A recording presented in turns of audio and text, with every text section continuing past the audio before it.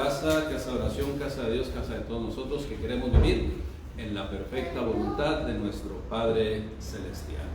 Antes de sentarse, nada más voltéese, no se acerque, así de lejecito, salude a las personas que tiene allí. No se asuste, son sus hermanos. Le damos gracias a Dios. Bienvenidos. Puede tomar su lugar.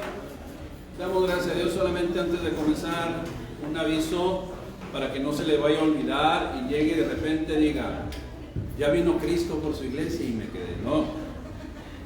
A partir de la primera semana de mayo, vamos a estar acá en el segundo piso.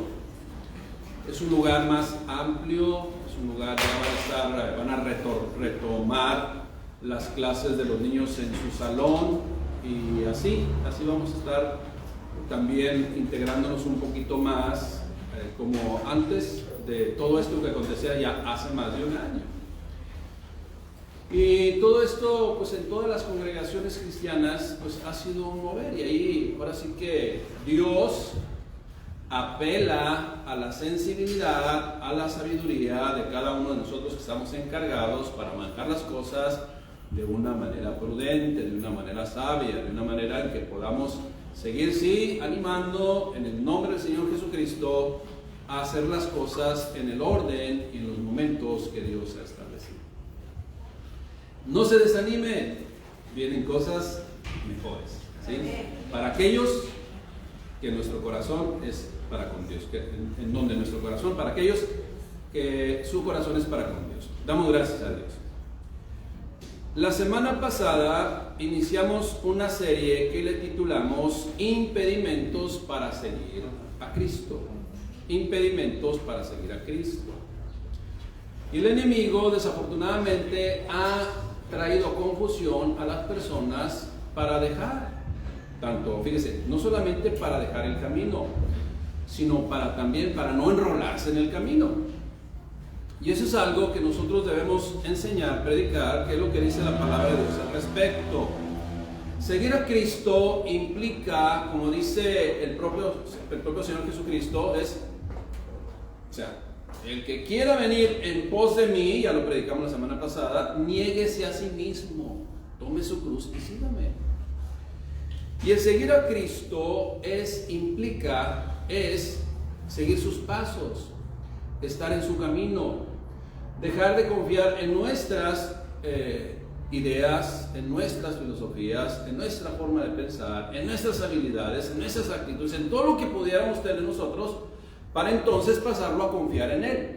Y eso es lo que Dios desea. Seguir a Cristo es poner por obra las enseñanzas de Él. Seguir a Cristo es permanecer en Él por siempre y para siempre, hasta que Él decida regresar y tenernos en su presencia por siempre. Hoy en esta tarde, mediodía casi, vamos a predicar acerca de un tema muy importante que usted y yo debemos conocer. Y el título, para quienes les gusta anotar, le digo el siguiente, y es así a manera de pregunta: ¿el pecado me impide seguir a Cristo? ¿El pecado es un impedimento para seguir a Cristo, para atender su llamado? Vamos a ver qué es lo que dice la Escritura, y acompáñeme por favor a Marcos 2:16. Marcos 2:16. Evangelio de Marcos, capítulo 2, versículo 16. Y los escribas y los fariseos, viéndole comer con los publicanos y con los pecadores, dijeron a sus discípulos. Imagínense, se asombraron. ¿Qué es esto? Él come y bebe con los publicanos y pecadores. Al oír esto, Jesús les dijo: los sanos no tienen necesidad de médico, sino los enfermos. No he venido a llamar a justos, sino a pecadores al arrepentimiento. Esa es una realidad, hermanos. ¿Quiénes eran los escribas? ¿Quiénes eran los fariseos? aquellas personas que conocían supuestamente la palabra de Dios y también supuestamente conocían el sentido del por qué Dios había establecido cada una de las cosas que Él determinó hacer y llevar a cabo. Sin embargo, ellos criticaron al Señor Jesucristo porque su religión les impedía aceptar a quienes no cumplían con sus requisitos, hablando del judaísmo, pero establecidos por los seres humanos, no por Dios. Entonces ellos se asombraron porque estaba conviviendo, en este caso, en este pasaje bíblico, con dos personas. Número uno, con los publicanos. A los publicanos, estos personajes tenían una característica. No eran aceptados, fíjese, ni por Dios ni por los hombres. Porque confiaban en sus habilidades. Trabajaban para el gobierno, pues. Ellos, los publicanos, eran los cobradores de impuestos. Era el SAT. Bueno.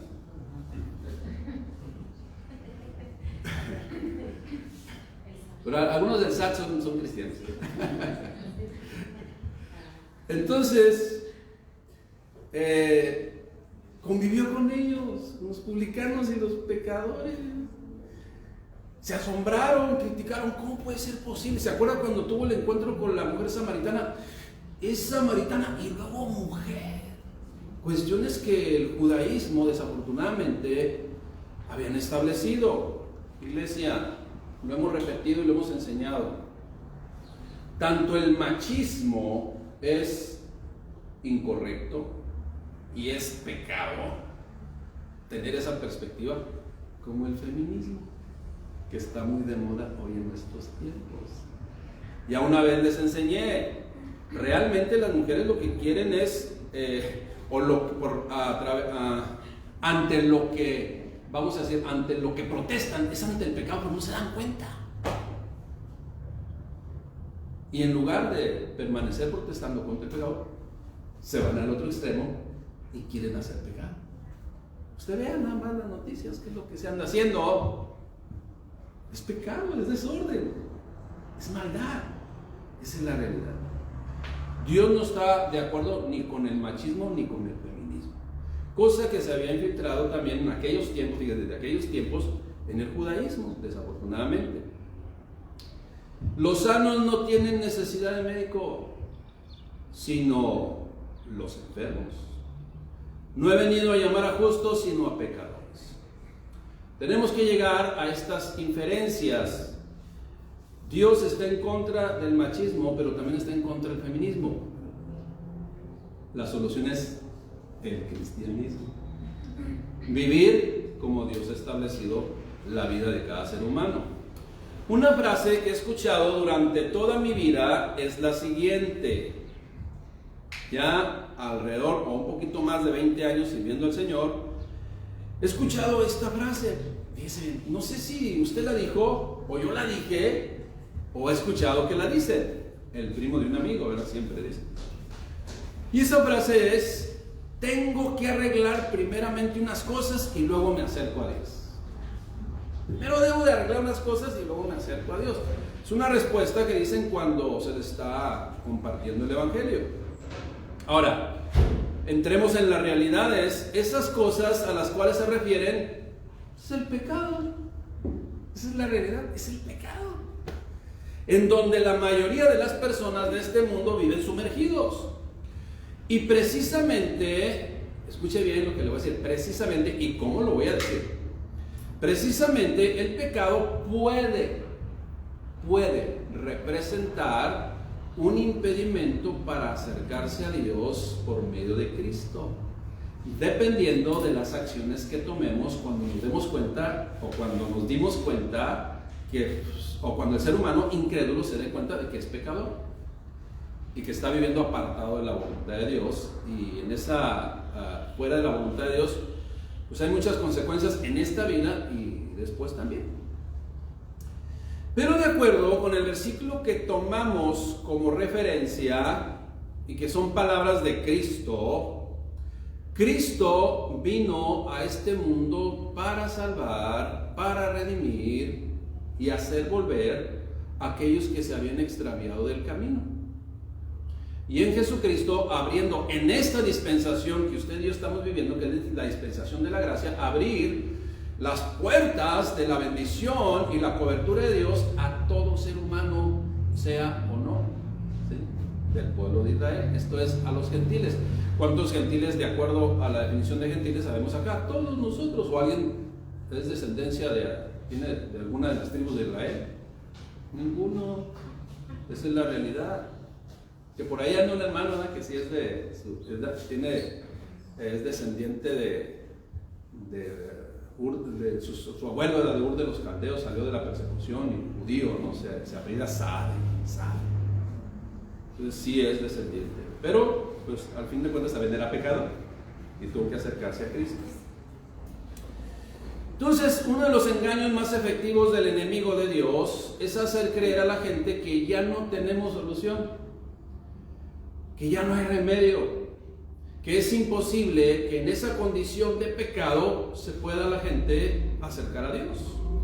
Y es una gran mentira. Eso es una gran mentira que emana del mentiroso, del engañador, del conocido, de acuerdo a la palabra de Dios, como el padre de mentira.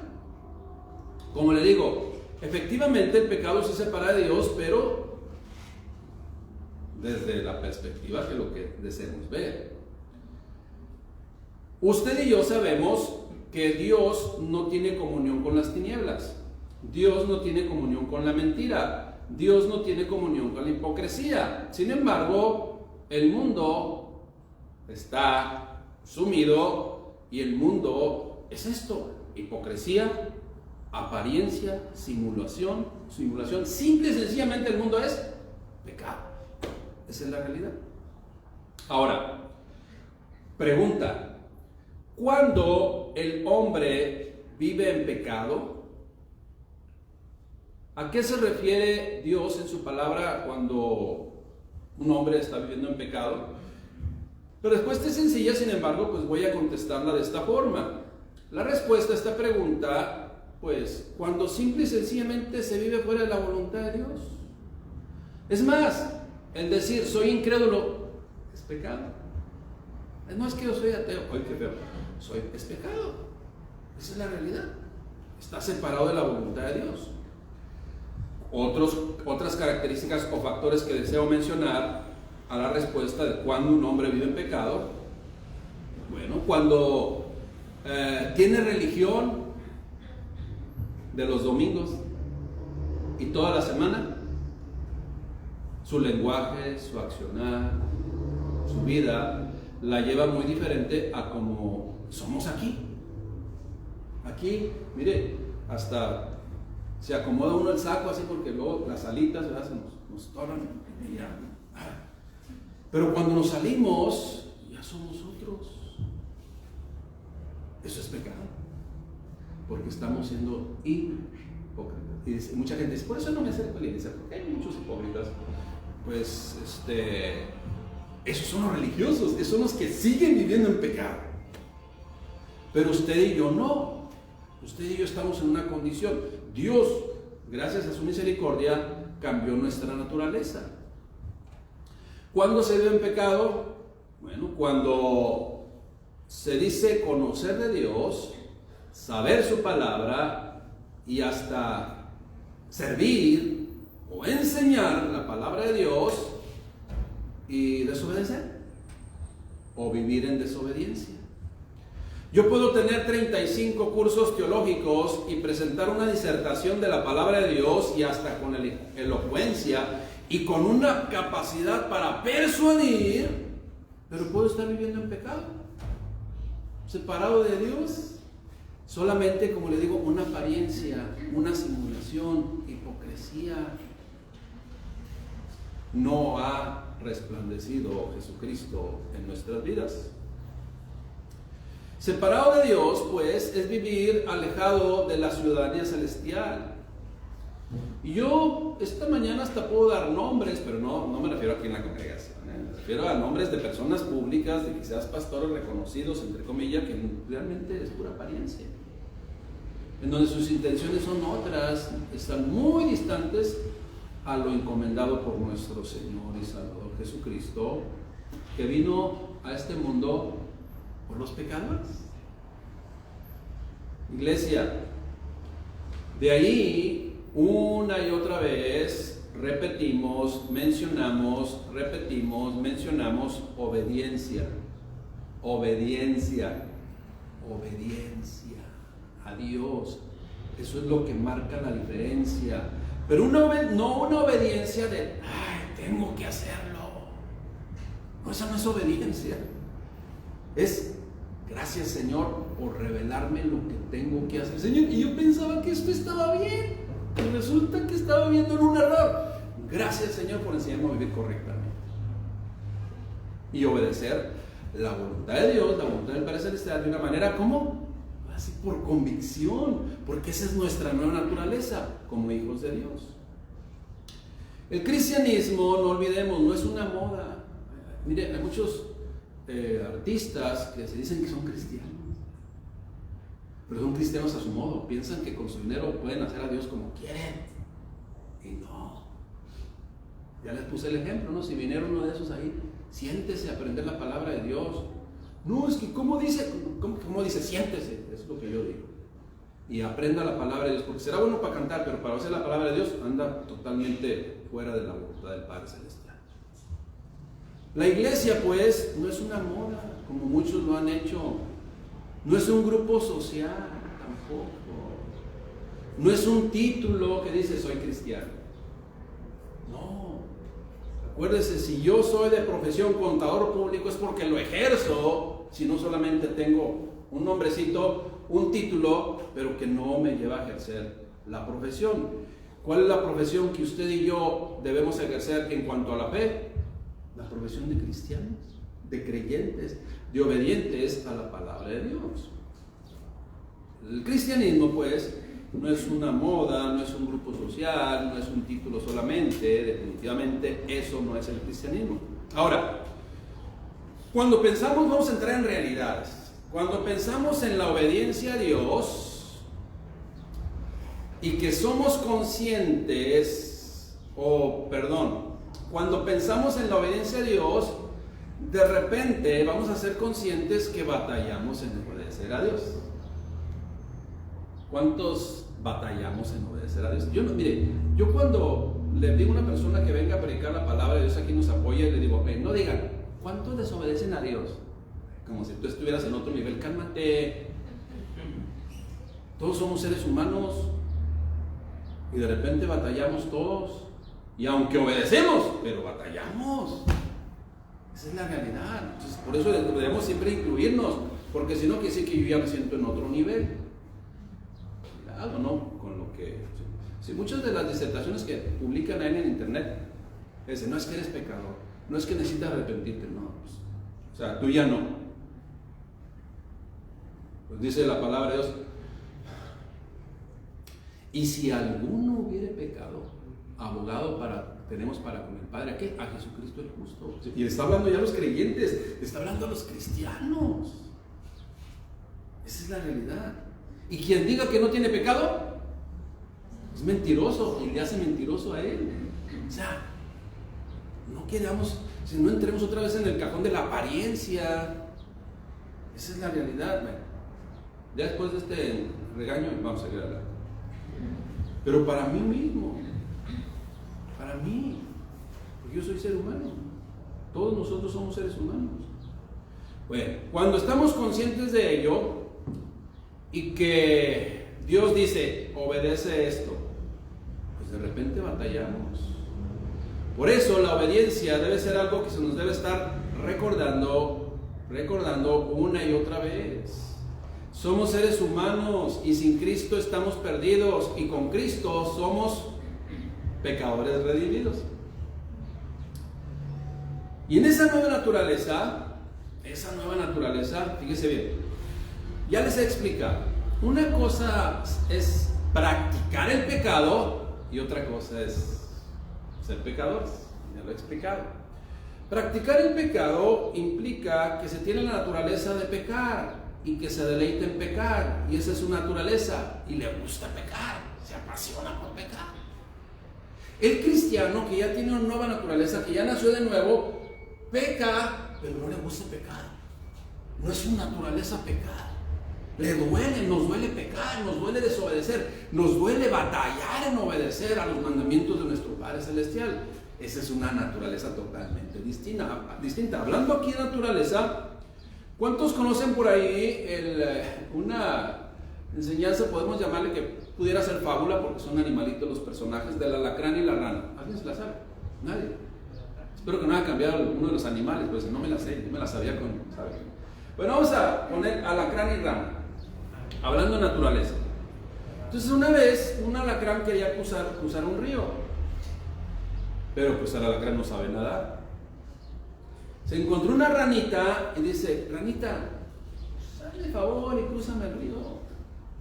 Dice la ranita: no, porque me vas a picar. ¿Vas a picar? No, te prometo, no te voy a picar. Y le insistió, y decía, no, le insistió hasta que la persuadió y ahí va. Se sube y a la mitad del camino que lo pica. Y llega la ranita y ya con los ojos ahí de ranita muriéndose. ¿Y por qué me picaste? Y dice el alacrán: esa es mi naturaleza. No puedo. Porque esa es mi naturaleza, no puedo desarraigarme de ella. La naturaleza de un hombre sin Cristo es pecar y no va a poder dejar de pecar. La naturaleza de un hombre nacido nuevo en Cristo por gracia y obra de Dios ya no es su naturaleza pecar, aunque nos podemos equivocar. Pero no es nuestra naturaleza. Esto es, si pedimos un favor a la ranita, no le vamos a picar, porque no es nuestra naturaleza ya. Pero si alguno hubiere picado, abogado tenemos para con el Padre, Jesucristo el justo.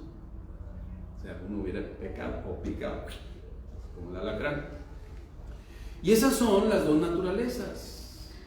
Cuando yo me doy cuenta, o una persona se da cuenta de su pecado, de su naturaleza, que está viviendo fuera de la voluntad de Dios, tenemos dos perspectivas que debemos identificar.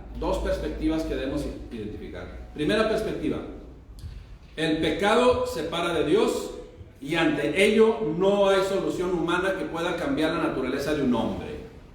Y este hombre que dice no puedo cambiar, la acepta, se amolda a esa condición y así fallece con todas las consecuencias en esta vida y después de ella. Esa es la primera perspectiva. La segunda perspectiva es la que Dios desea que comprendamos usted y yo, que todo el mundo comprenda, o que usted y yo comprendimos, que para eso vino al mundo. Aquel ser humano entonces que se da cuenta que es pecador y que fuera de Cristo no hay solución, entonces al acercarse a Dios recibimos de su misericordia la misericordia del Padre Celestial por medio de Cristo, y entonces solamente Él cambiará nuestra naturaleza. Y esa es la única esperanza que tenemos usted y yo, o que tuvimos usted y yo, o que estamos viviendo usted y yo.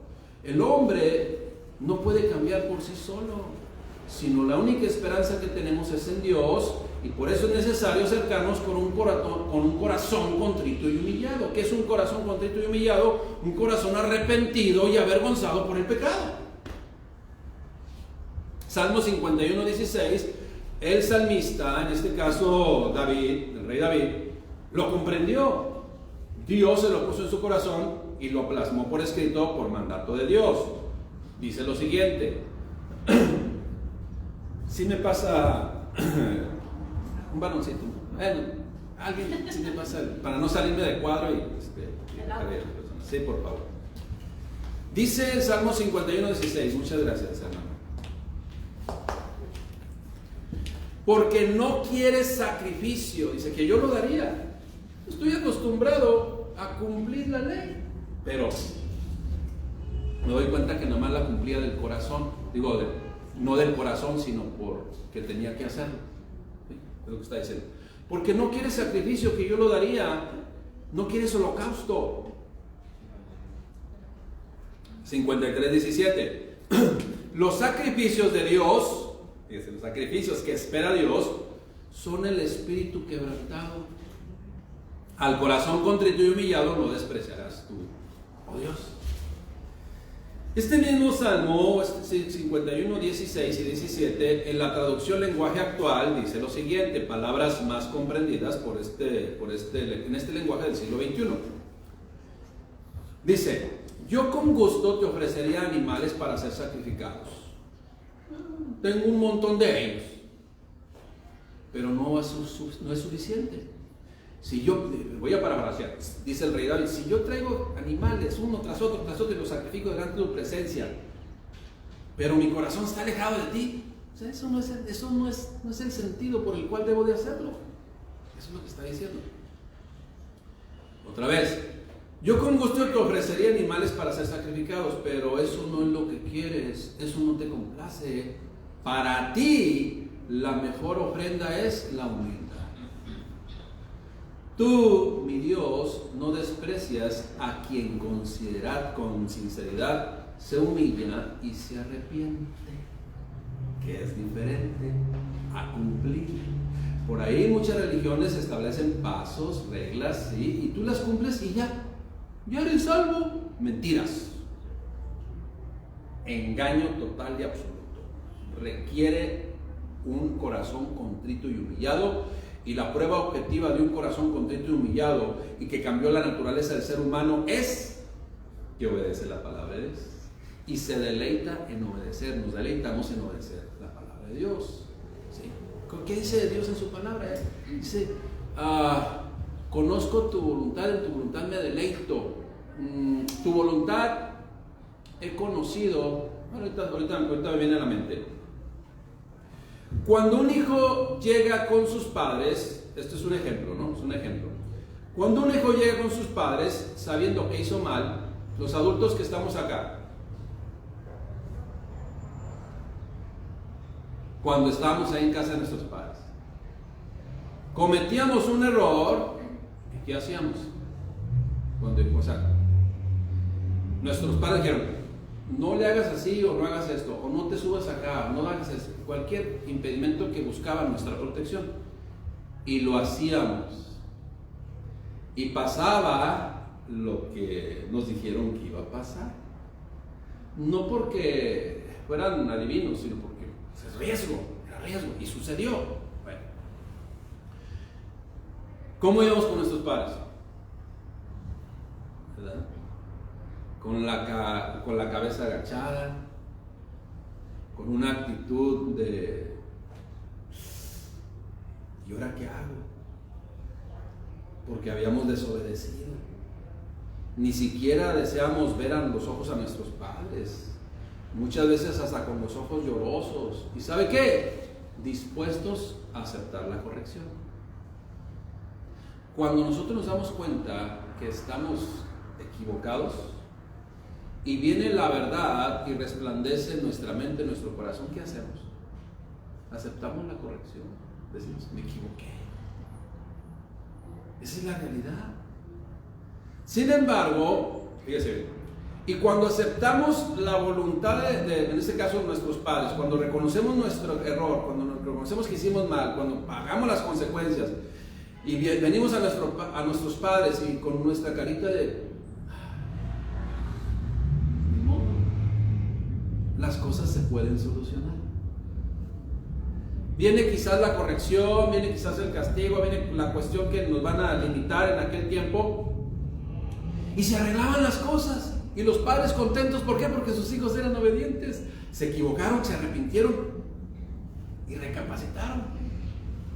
Sin embargo, ¿qué sucede cuando uno hace eso, o cuando lo hicimos, no sé, cada quien, lo incorrecto, y todavía llegamos con actitud de soberbia? Así. Con la cerviz endurecida. Esto es. ¿Qué pasaba? No, pues así estaban las situaciones. No se arreglaban, las peores las situaciones, se agravaban las situaciones. No se arreglaban. Y los padres viendo, este hijo rebelde no se da cuenta de lo que está haciendo. Dios en su palabra dice lo siguiente. ¿Cuál debe ser nuestra actitud? Pero primero leo este pasaje bíblico, Proverbios 6:16. 6 cosas aborrece Jehová. ¿Por qué las aborrece? Porque es pecado. Porque demuestran una actitud que aunque nos equivocamos, queremos permanecer en la equivocación. ¿Sí? 6 cosas aborrece Jehová y aún 7 abomina su alma. Número 1, los ojos altivos. Número 2, la lengua mentirosa. Número 3, las manos derramadoras de sangre inocente. Número 4, el corazón que maquina pensamientos inicuos. Número 5, los pies presurosos para correr al mal. Número 6, el testigo falso que habla mentiras. Y número 7, el que siembra discordia entre los hermanos. Ahora, estas características es una garantía que la naturaleza de un hombre pecador no nacido de nuevo es su forma de vida, es su forma de accionar. Pero de algunos cristianos no puede ser posible. No puede ser posible. Una de las cosas que debemos de aprender cuando nos equivocamos es lo que dice el Señor Jesucristo en Lucas 14:11. Él lo enseña. Solamente, no lo sabemos, solamente escúchelo. El que se humilla será exaltado y el que se exalta será humillado. Esa es la realidad. Y eso aconteció ante nuestros padres, que eran seres humanos también como usted y como yo, y que se equivocaron muchas veces, pero quisieron actuar correctamente. Imagínense ahora con nuestro Padre Celestial. Es una ley que Él establece. Ahora tengo que comentar lo siguiente. Cuando así nos sentimos esos, los ojos altivos, yo nací para violar las leyes, así soy. ¿Y qué? Yo pongo las reglas y el que opine otra cosa, a ver de qué cuero salen más correas. Y algunos ya, de los de internet allá, ya lo podían. La respuesta, a ver de qué cuero salen más correas, ¿sabes cuál es la respuesta? Del cuero de Dios van a salir más correas. Para corregirnos, para que entremos a redil voluntariamente. Dios, acuérdese que Dios va a dar el pago de su retribución justa, de la retribución justa, al modo de su justicia. Dios es justo, equitativo, ecuánime en todos los aspectos, y no va a dar por inocente al impío. Y fíjese, y a los que reconocemos que seguimos batallando y que Dios, ¿qué hago? Su misericordia aplica para con nosotros. Pero mientras haya, acuérdese, fíjese, esto debemos de siempre tenerlo consciente, pero no abusemos, porque de repente hay cristianos que abusan. Mientras haya vida, sigue habiendo esperanza, pues, de seguir creciendo. Y para el incrédulo también, mientras haya vida, sigue habiendo esperanza de arrepentirse de todo corazón y acercarse a Dios y acercarse a Dios con todo el pecado que se pueda llevar o se siga llevando a cuestas. Esa es la realidad, porque Cristo vino no a llamar a justos sino a pecadores. Cristo dice: los sanos no tienen necesidad de médicos, sino ¿quién? Los enfermos. Y estas contradicciones que de repente el ser humano vive, aún como cristiano, en donde dice: Señor, pues si ya me cambiaste mi naturaleza, ¿por qué de repente pienso esto y por qué de repente actúo así? Bueno, el apóstol Pablo, que era un ser humano como usted y como yo, se dio cuenta y lo compartió para precisamente fortalecernos a todos nosotros. Romanos 7:14, muy interesante este pasaje bíblico. Dice el apóstol Pablo: porque sabemos que la ley es espiritual, mas yo soy carnal, vendido al pecado. O sea, traigo una carnita que de repente no se aguanta. Versículo 15 empieza a explicar por qué. Porque lo que hago no lo entiendo, pues no hago lo que quiero, sino lo que aborrezco, eso hago. Y si lo que no quiero, esto hago, entonces apruebo que la ley es buena. ¿Por qué habla de la ley es buena? Bueno, porque la ley, las reglas nos hacen conscientes de que estamos mal. Para eso son las reglas, para hacernos conscientes de que estamos mal. Si no hubiera una pauta a seguir, no pudiéramos darnos cuentas. Esa es la regla, esa es la ley. Apruebo que la ley es buena, de manera que ya no soy yo quien hace aquello, sino el pecado que mora en mí. Y yo sé que, dice, y yo sé que en mí, esto es, en mi carne, no mora el bien, aunque ya haya sido renovado. Esta carne va a querer arrastrarnos hacia lo incorrecto. Yo sé de manera que ya no soy yo quien hace aquello, sino el pecado que mora en mí. Y yo sé que en mí, esto es, en mi carne, no mora el bien, porque el querer el bien está en mí, pero no el hacerlo. Porque no hago el bien que quiero, sino el mal que no quiero, eso hago. Y si hago lo que no quiero, ya no soy yo, sino el pecado que mora en mí. Así que, queriendo yo hacer el bien, hallo esta ley, que el mal está en mí. Porque según el hombre interior, me deleito en la ley de Dios, pero veo otra ley en mis miembros, en mi cuerpo, en mi físico, que se revela contra la ley de mi mente y que me lleva cautivo a la ley del pecado que está en mis miembros. Y entonces, después de esta realidad, nos esboza la respuesta de una esperanza que solamente en Dios, todo ser humano, puede tener acceso. Escuche bien. Miserable de mí. O sea, estoy perdido.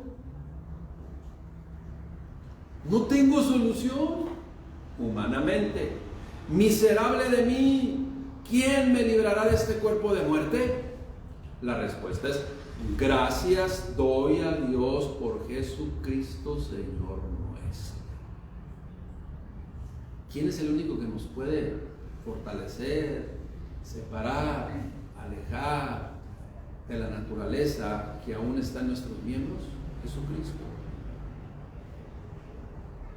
Jesucristo, el que nos invitó a caminar en sus caminos, a transitar por sus veredas, a permanecer ahí siempre, siempre, pésele a quien le pésele, o sea, incluyendo a nosotros mismos, a nuestro físico, pues.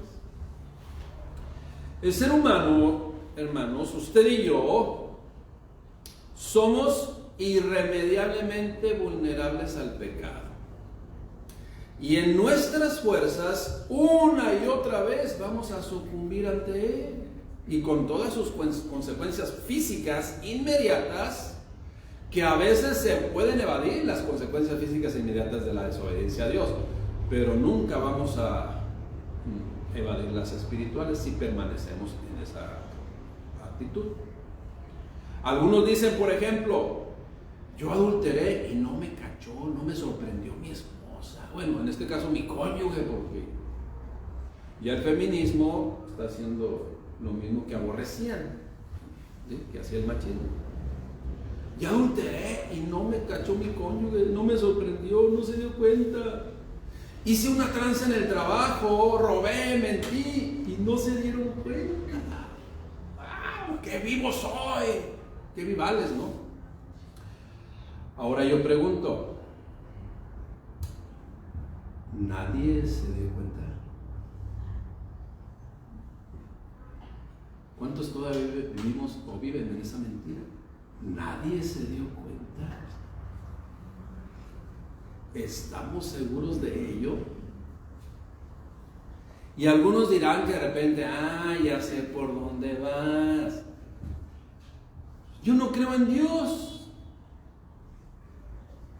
Entonces, con esa frase piensan que ya no aplica lo de Dios. Y me dicen, es que yo soy ateo, yo no creo en Dios. Y Dios va a decir, o sea, imagínense, Dios, no, ya que ahora, no cree en Dios. No. ¿Quiénes somos nosotros para decir las leyes de las cosas establecidas por Dios que no aplican a mi vida? Ya les dije, el peor pecado de la humanidad es la incredulidad. Y el decir yo no creo en Dios es agregar pecado sobre pecado. El que ya hizo y el que está hablando. ¿Sí me explico? Porque está diciendo yo no creo en Dios. Yo no creo que tú me diste la vida, yo pienso que yo me formé solo, por acá, y listo, ya estoy aquí. Es una mentira, ¿no? Yo le miraría a los ojos y le contestaría, pues, qué iluso, qué inocente afirmación, qué ignorancia, qué perspectiva tan más separada de una realidad. Usted y yo, hermanos, no podemos, aún siendo cristianos, siendo renacidos de nuevo, no podemos decidir nada, porque simplemente somos humanos, infinitamente menores que el polvo cósmico. Nada. ¿Qué postura tan errónea, tan incongruente, tan idealista, tan del siglo XXI, que nos impida que vivamos engañados y no tomemos en serio la vida que Dios nos ha dado y tengamos y aprovechamos la oportunidad de, aún con todo el pecado, acercarnos a Dios? Hebreos 3:15 dice: entre tanto que se dice, si oyeres hoy su voz, no endurezcas tu corazón. Job 22:21 menciona: vuélvete ahora en amistad con Dios, vuelve ahora en amistad con Él y tendrás paz, y por ello te vendrá bien. Toma ahora la ley de su boca y pon sus palabras en tu corazón. Si te volvieres al Omnipotente, serás edificado y alejarás de tu tienda, esto es de tu casa, de tu matrimonio, de tu vida, la aflicción. Hebreos 4:16 dice: acerquémonos pues confiadamente al trono de la gracia para alcanzar misericordia y hallar gracia para el oportuno socorro. El pecado, esa condición que ya reconocimos que hay en nosotros, pero que muchos desean vamos a llamarle autoterapiarse y seguir negándolo, precisamente en esa perspectiva, en el engaño, les va a impedir acercarse a Dios. Ahí sí, les impide acercarse a Dios. Mire, aquellos que dicen: no, es que para poderme acercar a Dios es necesario primero arreglar mis asuntos. ¿Sabe lo que está diciendo realmente esta persona que dice: no, yo primero arreglo mis asuntos y luego me acerco con Dios? Lo que está diciendo es que él puede más que Dios y nunca lo va a poder hacer. Esa es la realidad.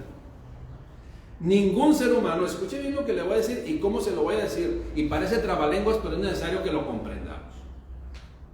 Ningún ser humano puede ser libre del pecado viviendo separado de aquel que nos puede separar de la naturaleza del pecado. Lo vuelvo a decir.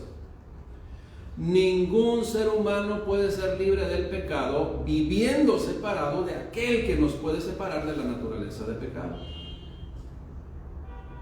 Ahora se los voy a decir en inglés. Iglesia, la única esperanza está en Cristo.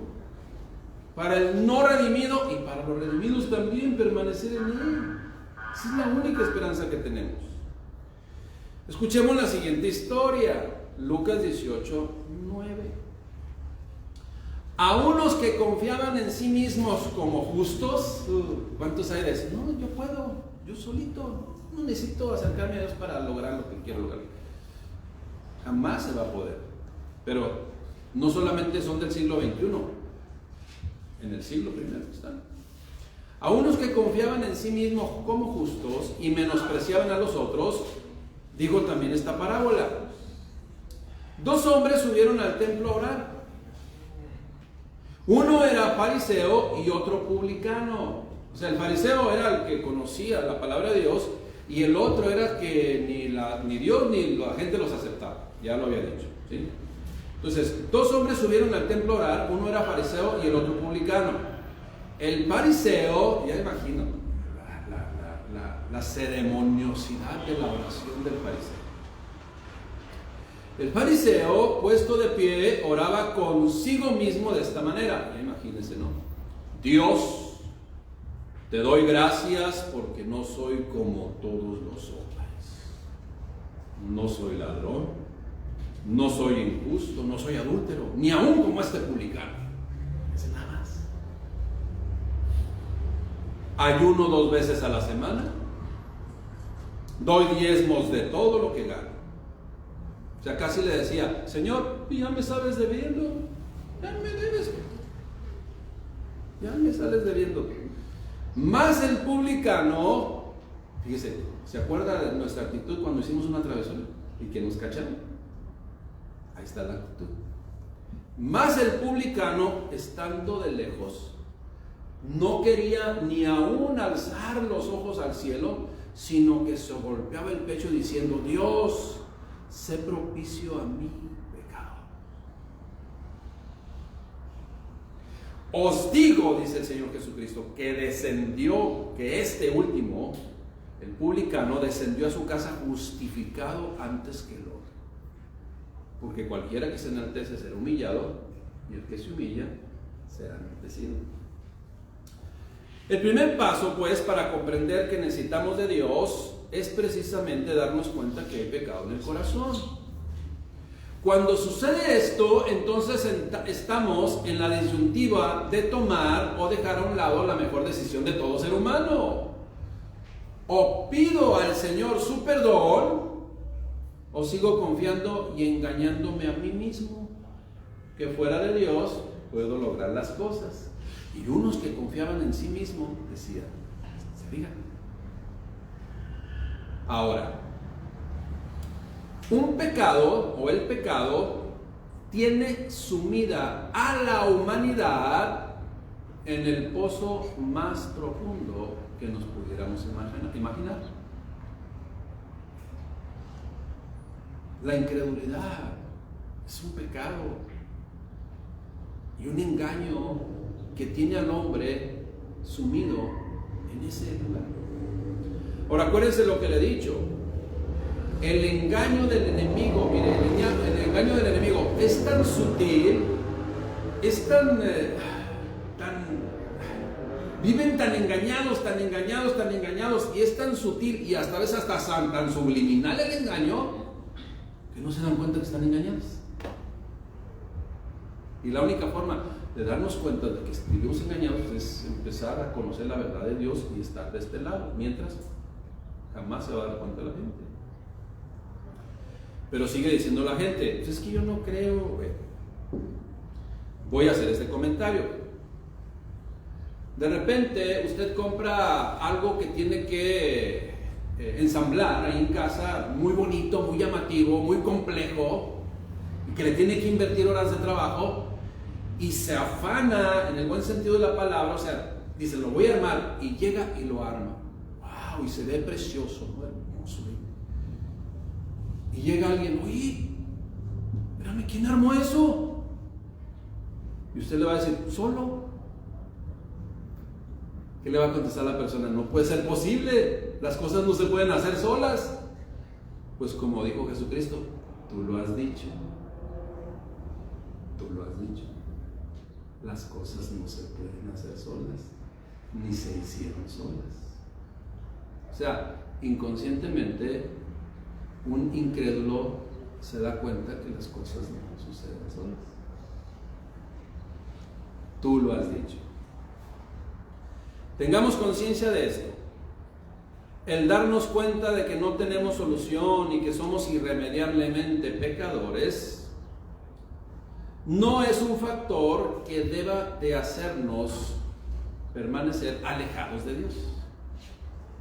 Más bien, el tener conciencia de pecado nos debe de llevar a reconocer que sin Cristo somos y vivimos totalmente desventurados, sin esperanza, pues, sin solución. El pecado no puede seguir impidiendo que el ser humano siga viviendo apartado de la voluntad de Dios. Mire, para comprender esto le voy a poner un ejemplo. No sé cuántos de aquí ya son unos expertos nadadores. Yo no soy un experto nadador, pero me defiendo. Pero ¿se acuerda cuando estaba empezando a nadar? Aprendiendo, cuando iba a la alberca de chiquito, ahí no estaba. Primero nos poníamos donde estaba la línea de lo bajito, ¿no? Las aguas a la rodilla, nos sentíamos que nos estábamos ahogando. Luego poco a poco nos fuimos acercando y pasando la línea o la soguita o la señal que ponen acá de este lado, 3 metros de profundidad. ¿Cómo íbamos? Ahí íbamos por la orillita. ¿Se acuerdan? Y ahí íbamos. Y dábamos la vuelta. Mira, papá, la vuelta para acá y para allá. Y de repente, como veíamos a otras personas que se aventaban, hasta nos daba pena, ¿no? Ya tan grandote, un niño de 7 años ahí, como si nada. Y nosotros ya de 12 años. Bueno, ahí vamos. Y de repente nos animábamos y nos soltábamos un poquito de la orilla. ¿Y qué hacíamos? Regresábamos rápido. Y cada vez más. Y regresábamos rápido. ¿Qué sucedió una vez? Nos alejamos. ¿Y qué es lo que tenemos que hacer? Si quieres ya tú pues regresar a la orilla, pues dale unas 3 brazadas fuertes y llegas a la orilla otra vez y te agarras fuerte. Así le garantizo. Usted da 3 brazadas pero fuertes y unas pataleadas fuertes. Bueno, Irving sabe porque es un nadador experto. Entonces, 3 rápidamente, lo más vertical que puedas, 3 y llegas a la orilla y se acabó. Cuando nos damos cuenta que no tenemos el piso, que ya no alcanzamos el piso, ¿qué es lo que tenemos que hacer? Gritar. No. Simplemente, no sé si les va a pasar a los que no saben, simplemente si les sucede eso, 3 brazadas fuertes y pataleas fuertes hacia la orilla y salen. Nada más no se aviente al mar. Ya, la orilla no está tan cerquita. Bueno. Así es, iglesia. Así es, así va a acontecer. Ahora, usted dice, ¿y eso qué? ¿Quiere que aprendamos a nadar? Bueno, a lo mejor también, si no lo sabe. Pero lo mismo sucede con el pecado. Si ya nos sentimos, si ya nos dimos cuenta que somos pecadores, ¿sí? En lugar de permanecer ahí donde ya el piso, no sentimos el piso, se ha ido pues, ¿qué es lo que tenemos que hacer, iglesia? Por mero instinto de supervivencia, simplemente dar 3 brazadas y llegar a la orilla, espiritualmente hablando. ¿Cuáles son esas 3 brazadas? Fuertes y con decisión. Número 1, conciencia de nuestra naturaleza de pecado. Número 2, arrepentimiento. Número 3, solicitar honestamente el perdón de Dios. Y entonces llegamos a los pies de Cristo y nos salva de una calamidad, de que nos ahoguemos espiritualmente en el charco, en el pozo, en el lodo cenagoso del pecado. No hay pecados grandes ni pecados chiquitos, iglesia. Entonces mucha gente, y esto lo tergiversa, dice, pues entonces si no hay pecados grandes o chiquitos, pues entonces le voy a dar, órale a todo lo que caiga. No, cuando Dios dice, nos enseña que no hay, ¿sí? sino que equipara la mentira con el asesinato, no es para que, pues entonces voy a asesinar no, es para que aquel que ha cometido errores graves y que tienen también consecuencias legales, se pueden arrepentir. Pero también nos enseña eso para que no pensemos que una situación pequeña, que una situación a lo mejor hasta insignificante, no nos va a separar de Dios. Para eso es. Acuérdese, el pecado nos impide seguir a Cristo de ninguna manera. Porque Cristo no vino por los sanos, sino por los enfermos. Cristo dijo, no he venido a llamar a justos, sino a pecadores. Concluyo. La mayoría dice, primero debo de arreglar las cosas y luego me acerco a Dios. Otros dicen, no es mi tiempo. Otros dicen, yo estoy bien así. Otros, no es lo mío. Sin darse cuenta, surgen ahí 2 cosas, sin darse cuenta, ¿verdad? Una de ellas, como le dije, argumentan, yo puedo más que Dios. Yo puedo vivir y obtener todo lo correcto fuera de Dios. Mentira, engaño. Y se están hundiendo cada vez y cada vez más, poco a poco. Otros que dicen, yo puedo solo, están en medio de la alberca, sin piso. Yo puedo solo, es más, y ni me aviente salvavidas. Yo puedo, y ahí están, hacia arriba, no quieren salir. Ahí están, bataleando. ¿Qué va a pasar? Se van a cansar, se van a agotar. ¿Y qué va a pasar al final? Hacia abajo. Por eso es necesario que aprovechemos la oportunidad que Cristo nos da. Y demos, o den las personas que no se han acercado a Cristo, esas 3 brazadas, pero con decisión, con convicción. El reconocer que se es pecador, arrepentirse y pedir perdón.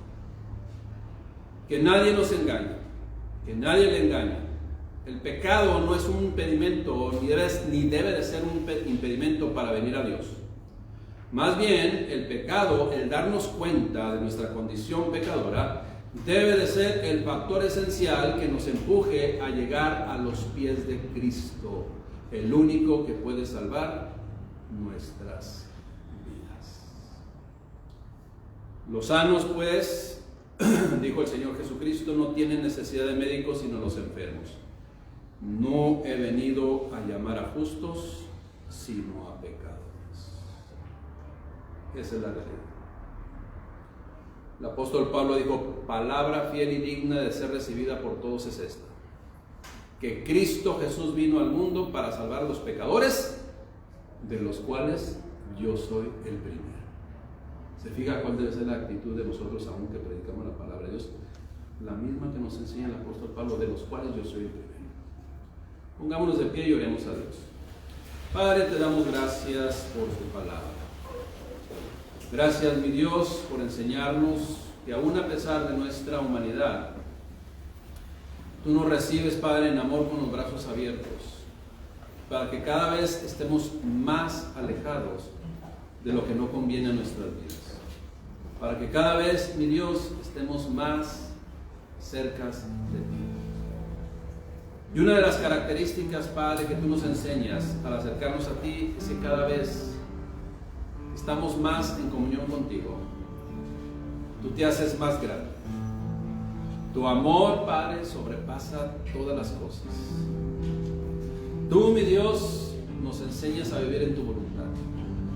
Y nosotros, cada vez que nos acercamos más a ti, nos hacemos más pequeños, más dependientes de tu amor y de tu misericordia. Perdónanos, mi Dios, si hemos tenido la perspectiva incorrecta. Perdónanos, Padre, si a veces no habíamos comprendido de tu amor y tu misericordia por cada uno de nosotros. Gracias, Padre, por darnos la oportunidad de seguir caminando contigo. En Jesucristo, Señor nuestro. Amén. Gracias, Dios. Damos gracias a Dios. Nos despedimos de la transmisión. Que Dios le bendiga y nos vemos primeramente.